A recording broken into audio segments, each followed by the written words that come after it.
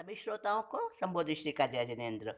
आगमों के परिचय के माध्यम से हम आज दूसरा अंग सूत्र अपना सूत्रकृतांग सूत्र उसके विषय में संक्षिप्त जानकारी करेंगे। सूत्रकृत का मतलब क्या है? सूत्रकृत अंग तो उसके साथ जुड़ गया, ठीक है। सूत्रकृत का मतलब कई प्रकार से होता है।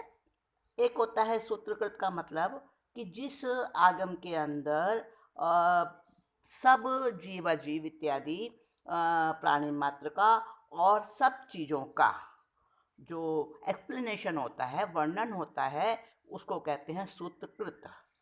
और जो हमें रास्ता दिखाता है जानने का, ठीक बिल्कुल रास्ता दिखाता है, जिससे हम अटैचमेंट के मायाजाल से बच सकते हैं और पथभ्रष्ट होने से बच जाते हैं और आगे बढ़ते हैं अपने सही लक्ष्य की ओर। उसको भी सूत्रकृत कहते हैं, उस रास्ते को। सूत्र का मतलब होता है संबंध, धागा, जुड़ाव, और जो हमें सिस्टमेटिकली बहुत सारी अनेक विविध विविध प्रकार के चीज़ों से, विविध प्रकार के तरीक़ों से, विविध प्रकार के उनकी शाखाओं से और हर तरह के दर्शनों से, विश्वास से जोड़ता है। मोतियों की माला की तरह जो हमें एक उसमें सब के साथ में संयोजित करता है, सुशोभित प्रकार से, अच्छी प्रकार से हमें जोड़ता है, उसको भी सूत्रकृत कहते हैं। जो अनेक विषयों को, मतांतरों को, मान्यताओं को उसी प्रकार सूत्रबद्ध करता है, जैसे कि धागे में मोती, तो वह होता है सूत्रकृत। अब जो कृतांग सूत्र है हमारा, तो उसमें बहुत सारे लोक, अलोक और जीव, अजीव, है ना, इनके बारे में जानकारी दी गई है। द्रव्य क्या होता है, पदार्थ क्या होता है। हाँ, द्रव्य पदार्थ में अंतर होता है दोस्तों।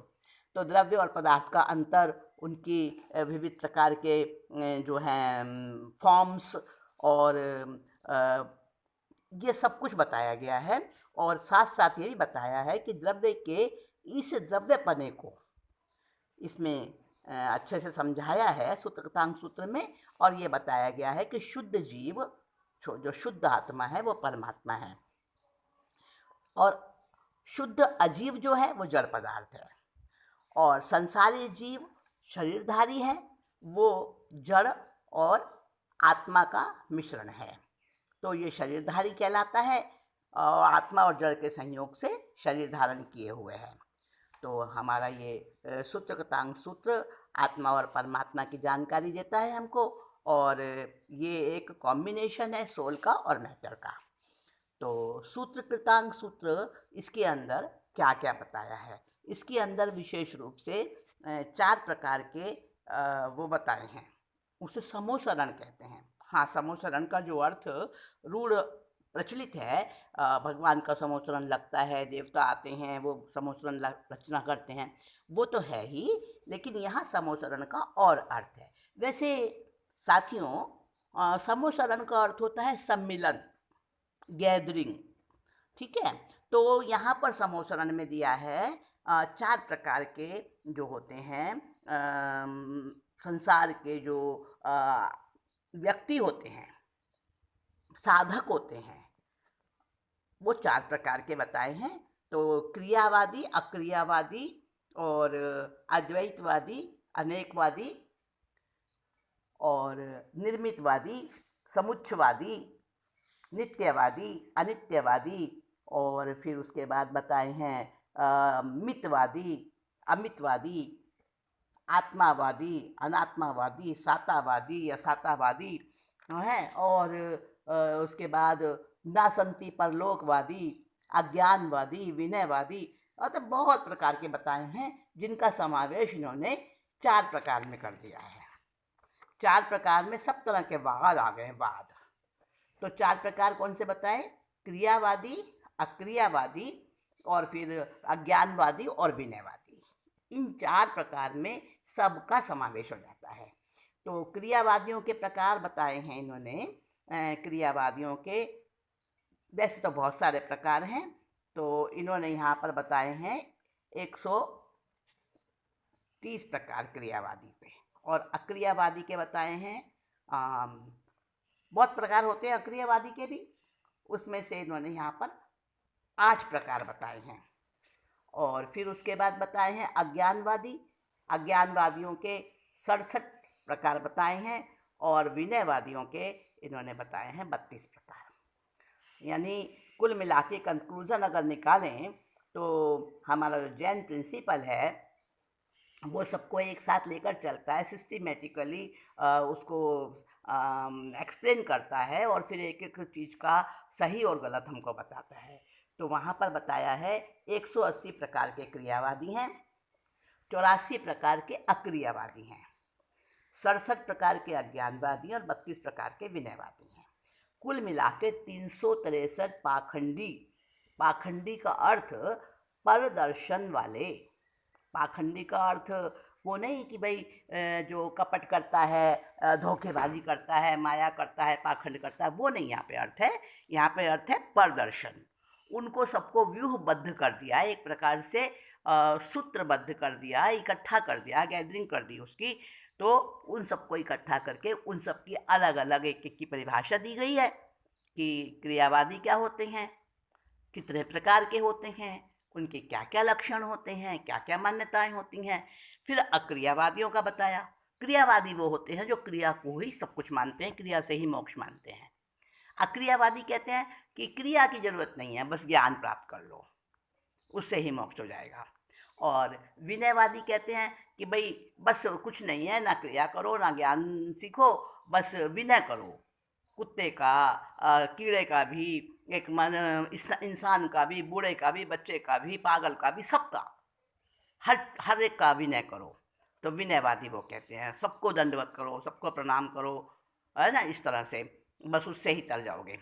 और एक विनयवादी। अज्ञानवादी कहते हैं बस जैसे बच्चा होता है वो बिल्कुल अज्ञानता में होता है, उसे कुछ पता नहीं होता, उसके सब गलतियाँ माफ़ होती हैं, सारे अपराध माफ़ होते हैं, तो कुछ सीखो ही मत, अज्ञान में रहो।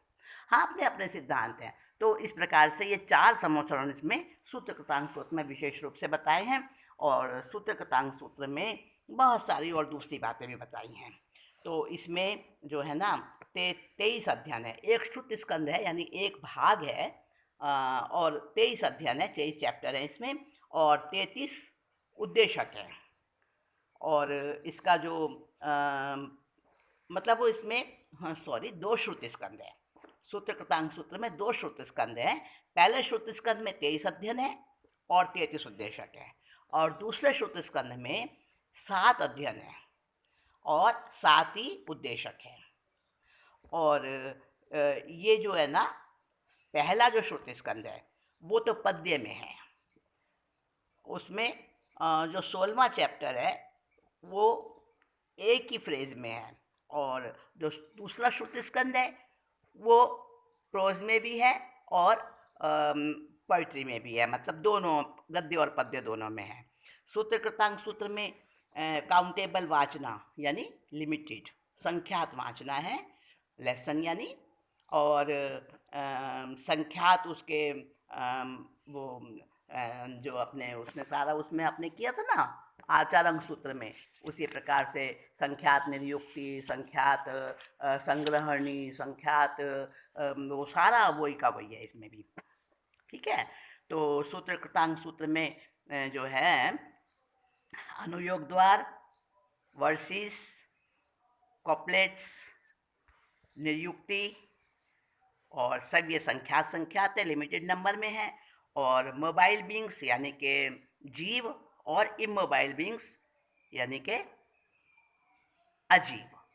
तो वो तो अजीव तो इनफाइनेट है, और मोबाइल जीव जो हैं यानी चलने फिरने वाले जीव जो हैं, त्रस्त जीव जो हैं वो लिमिटेड नंबर में है, संख्यात हैं, और जो इमोबाइल है यानी वो इनफाइनेट है। तो उसमें 36,000 पद हैं इसमें, सूत्र कृतांग सूत्र में। और सूत्र कृतांग सूत्र जो है हमारा, इसमें बताया है साधुओं के आचार का भी आया है वर्णन, नरक का भी वर्णन आया है, और भिक्षाचर्या का भी आया है। कई लेसन अलग अलग प्रकार के बड़े सरस हैं और बड़े ज्ञानवर्धक हैं। तो सूत्र कृतांग सूत्र को हम पढ़ें, और इसमें हमें व्याकरण का ज्ञान, न्याय का ज्ञान बहुत सारा है। तो ठीक है, जिसको समझ नहीं आता वो उतना वहाँ तक ना जाए, उतना डीप में ना जाए, और अपने समझ से जितना ग्रहण किया जा सके उतना हमें लेने की कोशिश करनी चाहिए। हमारे आगम जो है ना ज्ञान के भंडार हैं, और हमारा ये बड़ा अहोभाग्य है कि आज हमें श्री देवर्षि गणेशमाश्रमण के द्वारा जो इन आगमों को लिपिबद्ध करवाया गया, और इतना सब कुछ उन्होंने विरोध भी सहन किया, और आज हमें पढ़ने को मिल रहे हैं। बिंदु में सिंधु की तरह, सिंधु में बिंदु की तरह एक बूंद समुद्र जैसे होता है, उसमें एक बूंद जितना, जो इतना सा परिमाण, ये हमारे आज के आगम हमें मतलब ज्ञान दे रहे हैं, उतना भी हम लेने की कोशिश करें। तो आज का विषय मैं यहीं विराम देती हूँ। अगली बार अगला अंग